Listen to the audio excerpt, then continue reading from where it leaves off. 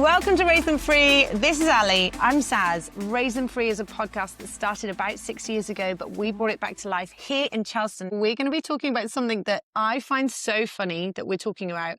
We're going to be talking about balancing life, because we have just spent a week trying to fit a time to be together, to be without the kids. We tried to record this podcast yesterday with 6 children post-swim. 2 are feeling rough. One of them is emotional. One's a teenager. Like, we tried really hard and it didn't work at all. Okay, so we've got an amazing group of mums in our church. We're in Courageous Church here in Charleston, South Carolina. And Ali and I are on a little WhatsApp group with all of the mums in our church, first-time mums, which we have a load of. We have a lot. And we decided that we asked them, what do they actually want to hear? Because if we're doing a series about first-time mums and new mums, then they're the best people to tell us. You want to talk about birth plans.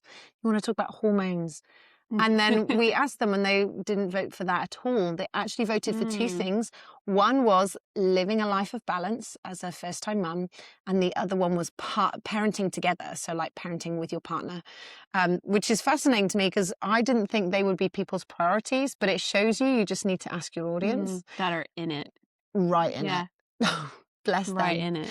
So, okay, my first question, Ali, is why do you think that was the first thing that our mums wanted? Well, I immediately thought back to when I was a new mom recently, and she's 17 months now, so not too long ago. But you do forget so fast. Everything. And so I think the first time you're a mom and when you first have that baby, you can read all the books, you can read all the articles, but you really don't know until the baby is here. So I think there's this initial shock of, oh, it's finally here.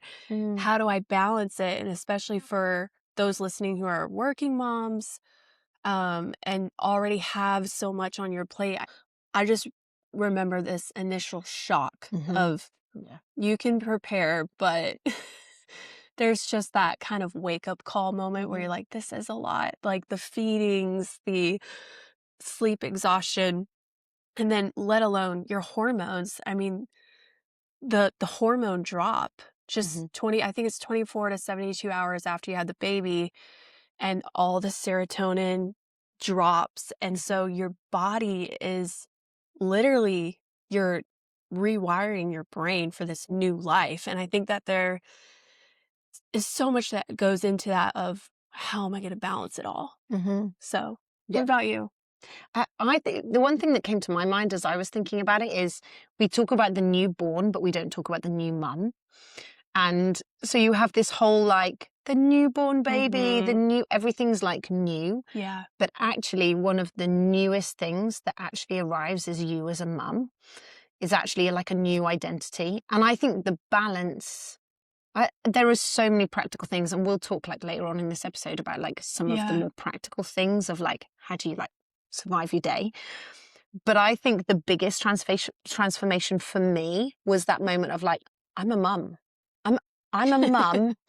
And when you're a mum 9 months before that, but the realization that I'm a mum and now I have to sit down and feed for so many hours a day, and I have to wash more clothes than I've ever had to wash. And I won't list the things because we all know them, but it's that feeling of oh, there's a part of me. Before I was a wife, teacher, leader, sister, daughter. Right. And those things take time. Those identities have roles and responsibilities and timing. And all of a sudden you throw in a whole new identity and a whole new little one to look after. And you're who? I think one of the biggest things I hear from mums is who am I? Yeah. And you think you've lost an identity, but you haven't. You've gained an identity. That's good. And the other parts of you are still there. I was teaching in church and I love creativity and I was into art and all the other things, they're still there. They've not gone. What you're doing and how you're doing things completely changes. So I think people have this whole new identity. Think about those newborn days where you're I just feel all I do is burp and be sick on. Human pacifier. Yeah, exactly. Yes. Oh my gosh, for real. So I think it's that newness of the demands that we're not ready for.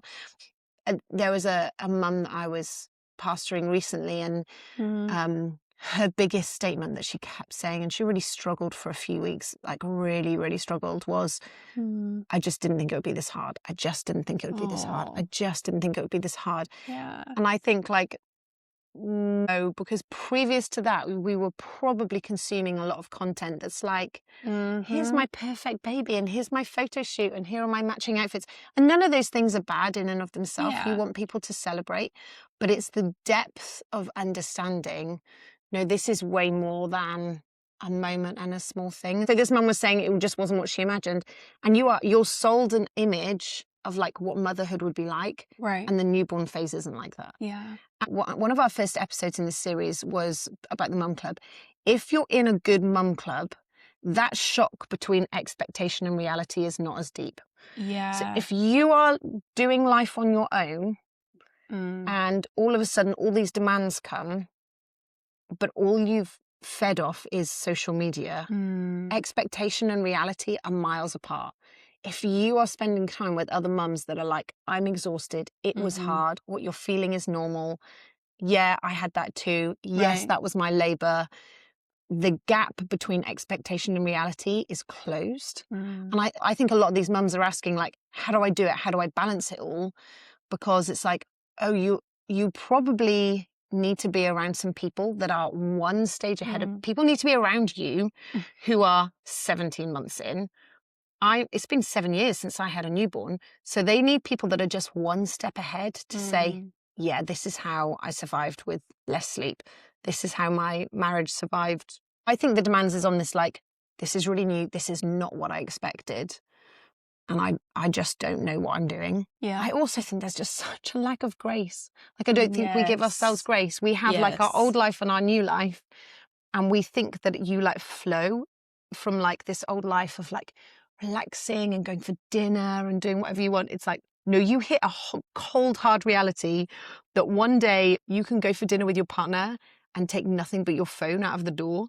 And the next day you cannot move, your body is Mm. aching. And so I think I think the phrase you used, which was really good, was like the shock of it, the kind of The like, shock. this was not what I expected. Yeah. So okay, real now, let's be like, we want to be really honest on here about like what it's actually like or has been like for us.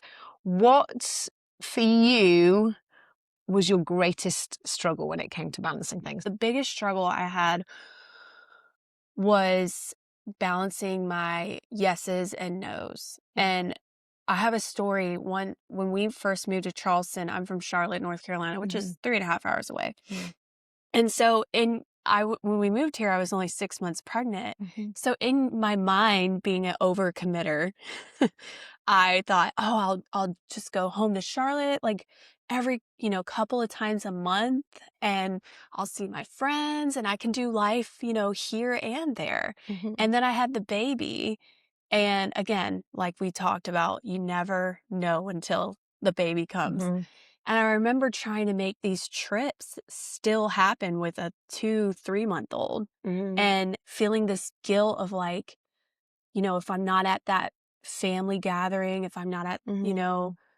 the baby shower in the family, or so I remember just driving with a newborn by myself to Charlotte and looking back, I'm like, what was I thinking? Mm-hmm. And it's 3.5 hours, and I was driving for a family member's celebration. I remember just feeling this guilt that if I didn't go, I was really gonna make some people upset or let people down. And Bella, who's my oldest now, she just started crying. And the anxiety of driving and you've got a newborn and you can't do anything about it. And Mm-hmm. then I just remember sobbing too. Yeah. And so we're both just crying.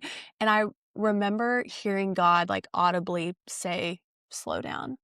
Mm. And like I knew that was the beginning of the end of making all these trips happen, and Mm-hmm. just realizing, okay, this is not healthy for me. Mm-hmm. Like, it's crazy to say that just a trip, a drive was bad on my mental health. But Mm-hmm. when I No. came to that realization, I was like, I don't, I don't need to be doing this, Mm-hmm. and I need to let family come to me. And Mm-hmm. that's okay if I don't Mm-hmm. see them for 3, 4, 5 months. Yeah, it's good. So that's a story I share because I just look back at that of like, that was a moment where I was like, "Okay, I'm doing way too much." And then, Mm. yeah, just balancing my yeses and nos, and then of course, and that Mhm. kinda goes into why I was overcommitted, but, um, yeah, and just kind of feeling this anxiety of, I I'm never gonna be enough, I'm never gonna be this, and you just mentioned it, this ideal, unrealistic, balanced mom who it simply just doesn't exist. Mhm. And I don't think anything or society or social media kinda tells you that. You kinda have to figure it out, and that's why, like you said, community is so good Mm. to realize, okay, and even just going over to someone's house and seeing mess and seeing like, "Oh, your house isn't perfect." Your kid's wild. Yeah, like, there's toys everywhere, Yeah. that's okay, and just realizing, like, Mm. the perfect balanced mom is literally non-existent. Yeah, It's good. a myth, it's not real, and it's also that's not really healthy because there has to be grace in areas, Mhm. and your house needs to look like it's been lived in and played in, Have and you ever heard the phrase, "It's me, the house, or the kids, we can't all look good"? yeah. That No, is one of actually. my favorite phrases that I ever heard. Oh, I heard that's it a good early on in one. parenting. It's either me, the house, or the kids, we can't all look good. That's And for good. me, it was such a like, "Oh, hold on, all the toys can't be away, Yeah, and the children be in clean clothes, and me me have a put full house of together. makeup with beautiful hair." It's like, "Nah, mate, it's Yeah. one of them. One of them is okay, Mhm. and if none of them are okay, that's okay too." Yeah, but that's my I think my greatest struggle, but Do you know what I really love though, Ali, is that you give that story about the car, because I think that when you have a newborn, there is always this moment where you like hit the like pain point, or you hit, I don't yeah. want to say the bottom because that's not, Yeah. no, I know what you do. You hit the realization. And I have to say, as a parent of four, and now I'm at teens, and so life is still a balance. It's even more of a balance with teenagers because they don't go to bed at 7:30, is the realization moments. And I think, that kind of a story that's so deep and so real and so emotional is like, no, I realized that I couldn't do this anymore. I had a really Mhm. similar one. Um, we had four kids. It was post COVID. So like my brother would lived about three and a half hours from us in the UK. It was his birthday. My family are very good at like doing something for every person. You have to do something big for every person. You have to have a day out or a party or something. And one of my family members were like, "Oh, well, you're going to drive up to Leeds for his party, aren't you?" And I was like, 3.5 hours Oh, with four children in one day. Taya was a newborn. You go for a 2-hour party and then drive back down, or go up, pay to be in a hotel with for 4 with kids. four kids, all of us, Just which is you. 2 rooms, no Dave as well, and then come back down Mm, because, but still. and I remember saying to that family member, I'm really sorry, we can't do that. And they didn't respond very graciously. And Hmm. that feeling of like the demands of life, not just the like daily demands of life, but like the demands of like other people. And I think there are three types of demand we had. Hmm. And just as you were talking, this is what was coming to mind.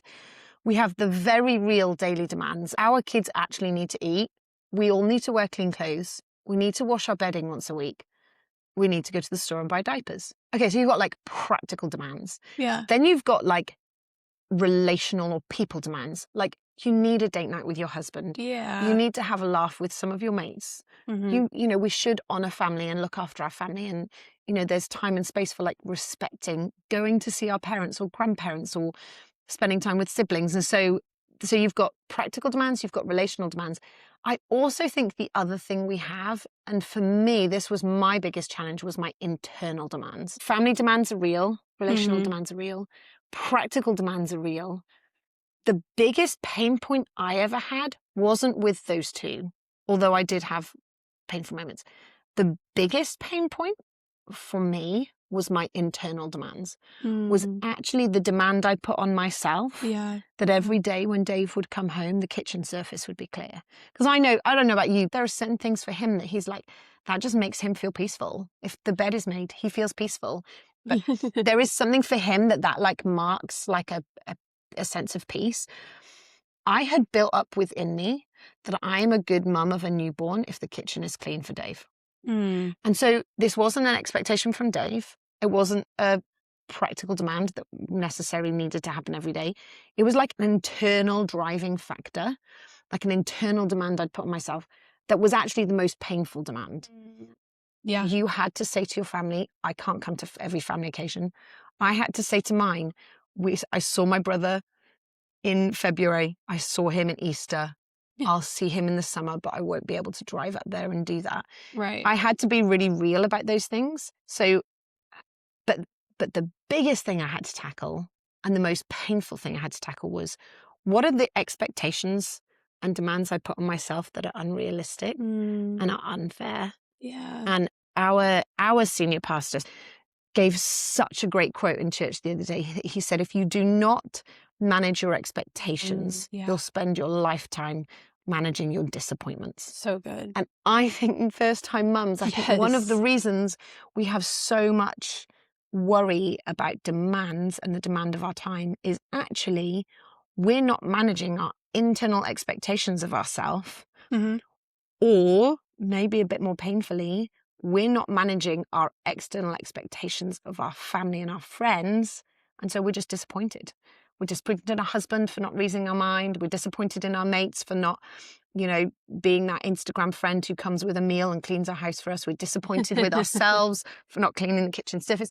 Yeah. I think the first thing we have to handle is our internal So good. expectations and our internal demands. And so Dave and I, he would laugh. He would laugh because he could see when I was getting like frustrated or stressed or annoyed.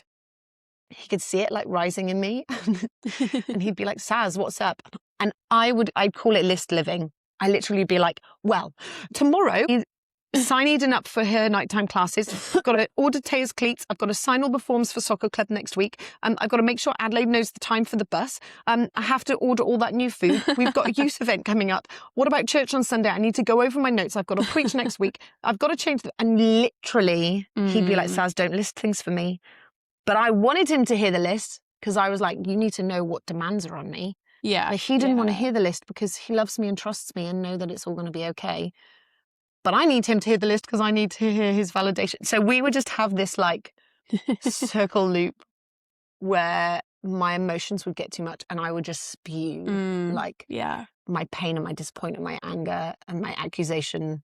How does like living a high demand life and the demands of new motherhood play out in me? It plays out in my head. Yeah. And I think for you, it played out in the kind of like pleasing family or feeling like you had to be everything, planning a party for Ethan 6 days later. Yeah. For every first-time mum, it's being aware of what are the real demands. Mm-hmm. The practical ones exist, the relational ones exist. What are the ones we can actually deal with? And they're the internal ones. So they're super painful. The next question is what happens when life gets completely out of balance? Yeah.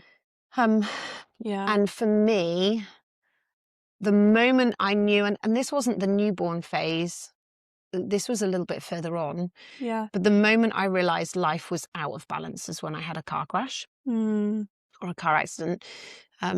It's fascinating that you talk about crying in the car and God asking you to slow down. Because I think when you're overwhelmed, you can become quite frantic. And so we had 2 small kids at this point. Eden would have been 2. Adelaide would have been newborn.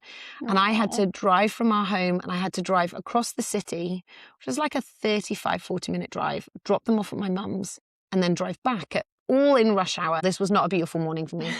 And so we're driving across the city and I am going to be late for this. Well, I'm not going to be late because I used to be really picky about timing and making sure I was on time.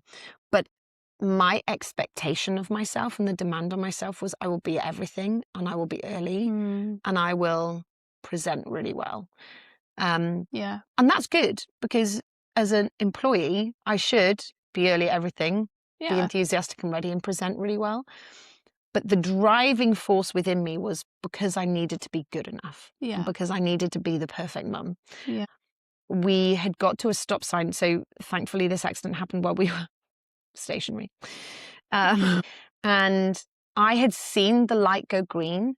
And I was so busy processing the like, how am I going to get here? And when am I going to get that? And Yeah. have I packed the lunches? And have I remembered enough diapers? And you know, in a lovely way, when I go in, I should probably go in and say hi to my mum because that's respectful. But I really need to drop these girls because I'm not going to get back in time. And I'm so busy thinking about all of this. The light goes green and I just slam on the accelerator because I'm like, I got to go. Without working out that there were 3 cars between the green light and me, and I just rear Oh. end this guy in front of me. Oh. And we're literally, for all of those Herefordians watching this, we're at the Tesco roundabout.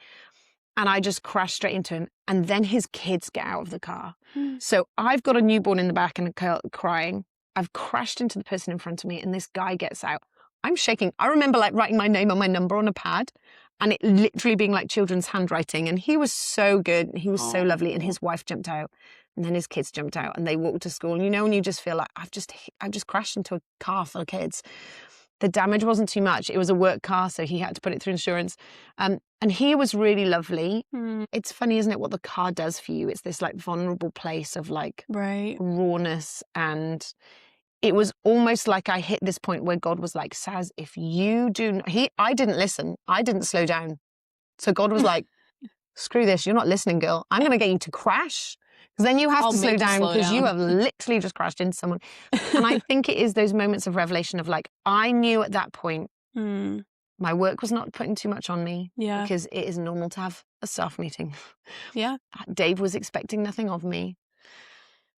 I had just put this like, this fretting and this fear within me Right. was driving me. And so I think if you don't tackle the demands, Yeah. if you don't plan the practical stuff, if you don't make clear the expectations relationally, but if you Yeah. don't manage your mind, you're going to crash into something and there'll be casualties and there'll be a cost to it. And I think it's kind of this picture of like, if we don't slow down Yeah. and take a minute and give ourselves some grace, you and everyone you carry in the vehicle of motherhood is going to hit into something and ultimately it's actually just going to make you late anyway. Yeah. But what about you? How do you know when life is like totally out of balance? Well, it's funny we're almost on this theme of cars, but when you and I were talking earlier, I just was thinking through what do I do that are kind of like the red flags of You're out of okay, balance. I'm You're out off of whack. Yeah. off balance. And I would say I get so controlling, like I turn into this control freak. And I think it's because deep down internally, I think, well, I'll just take it into my own hands. And, I've just always been raised in a kind of like independence, like take care of yourself from a young age. And so, you know, when things kind of feel out of control, I think I put on control freak mode and I'll start getting sharp and rude with Ethan, barking orders and, just not, I just hate the version of myself. And so I was trying to think of an analogy because I love analogies. And I was thinking about a car in the same way. I feel like when I am off balance and I haven't filled my tank, there's these warning signs like the car starts to slow down, the gas pump gets overheated, and eventually you're going to break down, right? And so I was just thinking like in the same way as especially as women, as moms, balance goes so much deeper into like an internal character,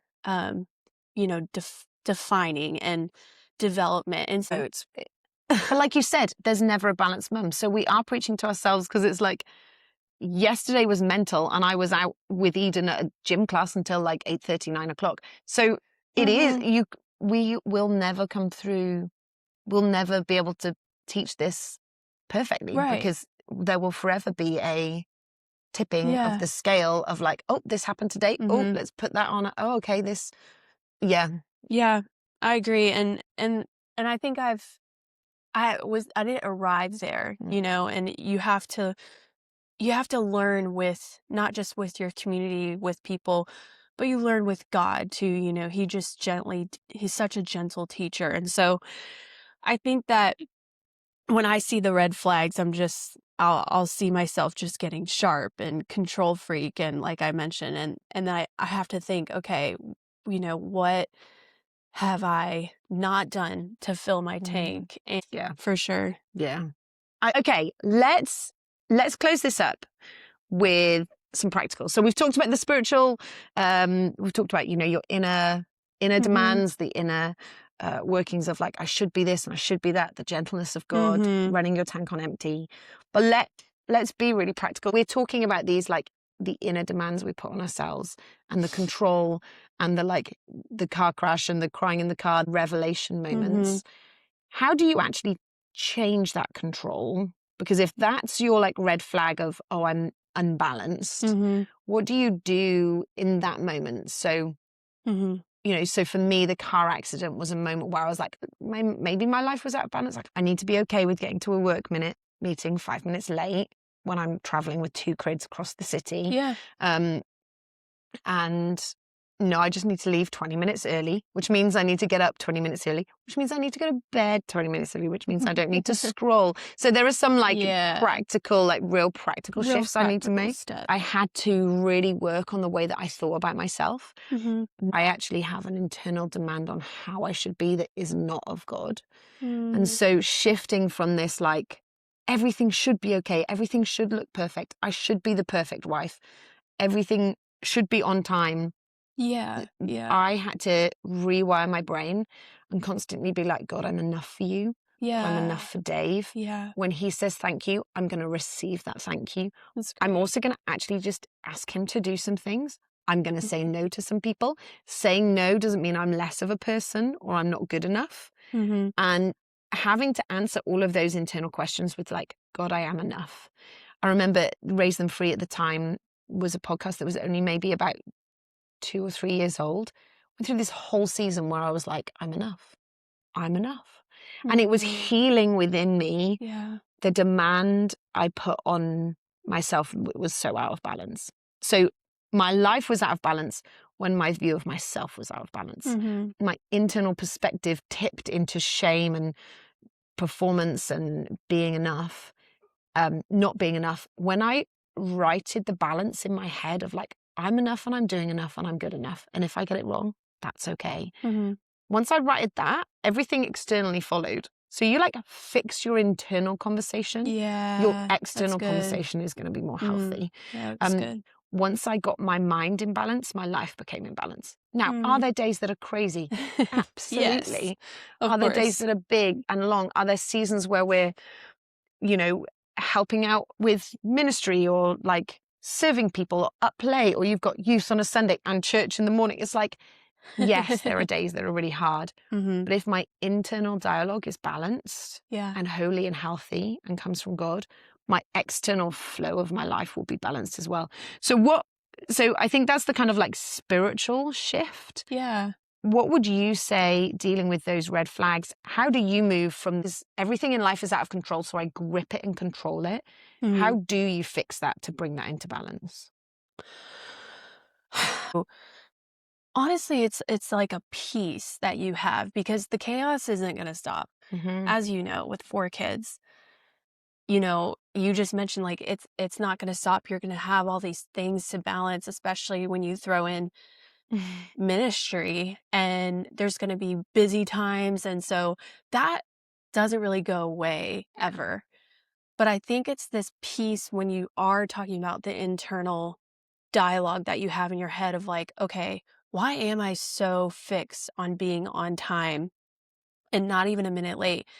And for me, it was like, well, it's because I idolize the approval of man Yeah. so much that I want their approval. I want to people please and I want to be on time because I don't want to let people down.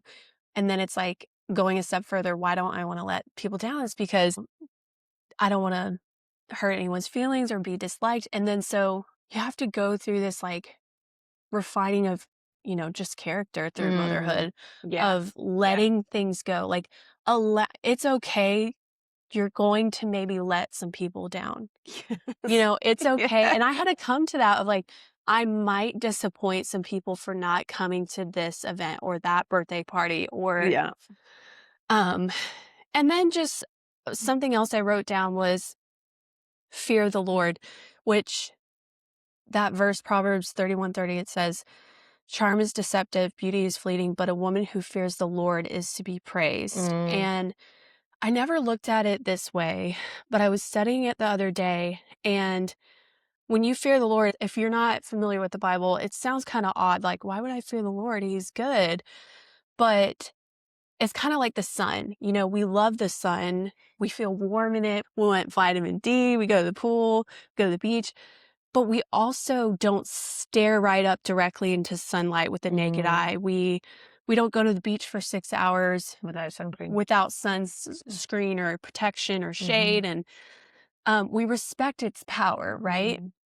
And so, in the same way, I'm still learning this again, but I'm learning to respect that I'm going to let go of this control. Like we talked about Mm. my red flags, like control and everything being perfect. And well, what if the kids get hurt? And it's like, I'm going to give it to God. Mm. Like I'm going to fear the Lord. He's Mm. powerful. He's got my kids. He loves my Mhm. kids more than me. Yeah. And so I wrote down balance doesn't mean equal attention to everything. It's faithful attention to what matters most Yeah, in good. this season.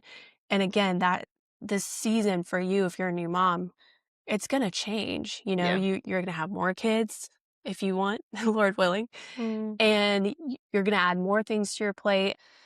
One practical thing is I had to cut back on coffee because I was realizing caffeine was triggering my anxiety. Mhm. And then I would find myself just needing to take a deep breath, Yeah, you it's know? true. So, yeah, I think those are the kind of the big things that I have learned, but I'm still learning. Yeah. Yeah, it's so true. Um, is I'm right in the end of Lamentations, which obviously don't worry, newborn mums, new first time mums. We're not going to lament here.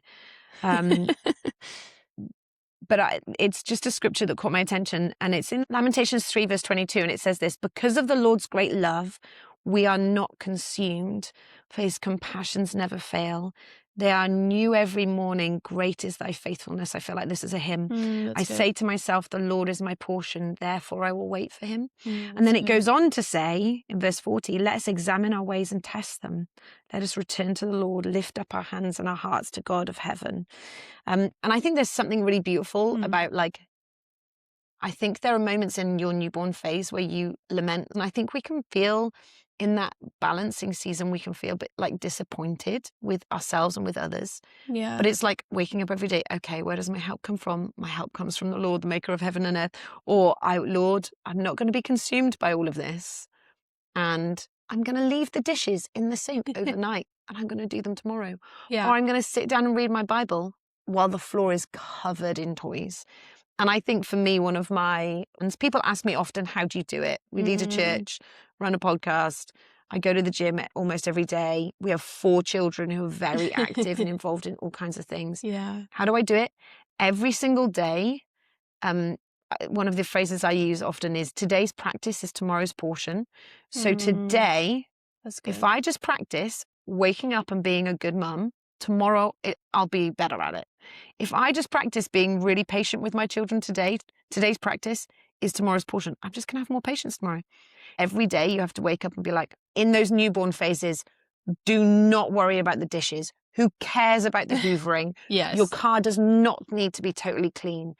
Um, if Yeah. you have to cut those things, what have you practically put in place to live a balanced life?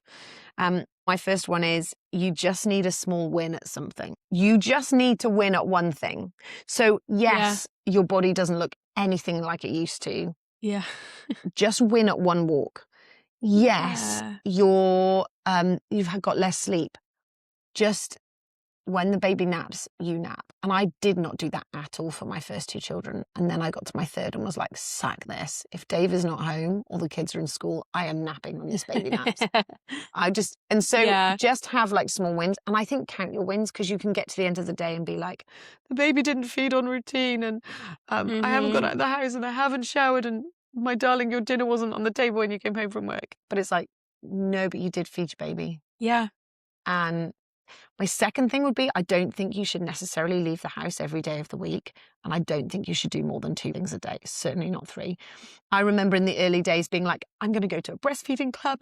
And then in the afternoon, I'm going to go meet my friend for coffee. And then the evening, Dave and I can we could go for a date and get a babysitter. It's like, oh no, that baby is not leaving the house 2 or 3 times a day. You're going to be wired. And I was thinking about it this morning, I had at least 1 day at home a week where I wore my pajamas and no one came round, and the baby did. And so it's keeping that balance on your diet. And the final one, which I really love, is something called the Organised Mum Method.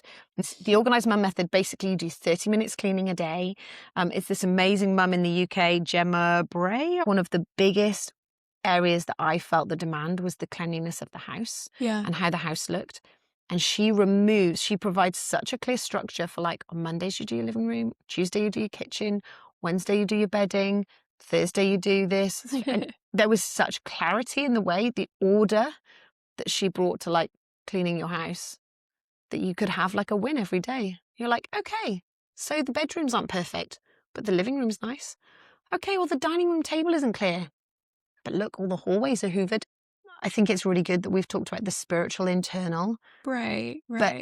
And it will be different for every new first-time mum. Yeah. Is you have to find really practical solutions you do. to the real practical demands. Because if we have practical demands, relational demands, and internal demands, the practical demands, the sooner you find some solutions to them, you could bury your head in the sand and cry about it, or you could cry for a few minutes, laugh with some of your mates about how overwhelmed you feel about the mess of your house. Yeah. And then you could find a solution and crack on. Such a British phrase. Okay, so give us some practical things. What would be your 3? I wrote down, make a goal of at least one thing to do to, fill your tank.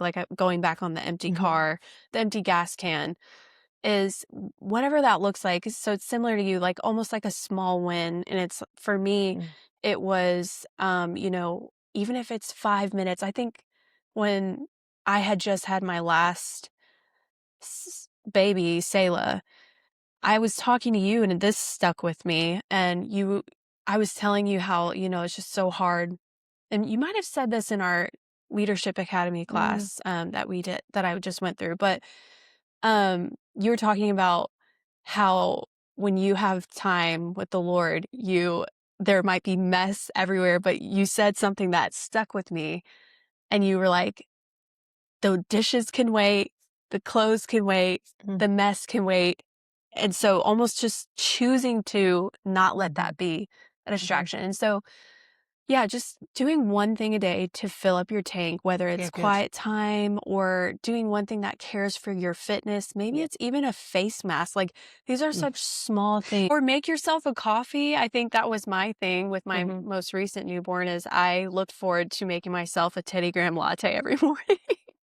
And so it's just the small things that you can treat yourself. And then the other thing would be just knowing your limits. And I think that just comes with trial and error, because I also was like, I'm going to do one outing a day with a newborn. And then I quickly realized, you need some days off. Okay, actually, that's still exhausting. And so it's just going to take some trial and error to learn your personal limits, because you might have had a C-section, and your mom friend might have had, a vaginal birth, and that healing path and journey is so different. So you might be like, why can't I go for a walk jogging yet?